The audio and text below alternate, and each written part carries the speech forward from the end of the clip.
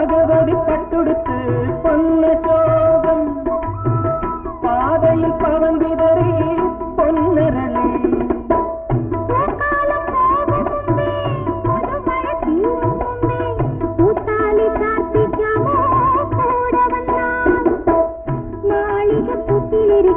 മൈന പറഞ്ഞു മൈന പറഞ്ഞു മൈന പറഞ്ഞു മൈന പറഞ്ഞു മാവിന്റെ കൊമ്പിലിരുന്നൊരു മൈന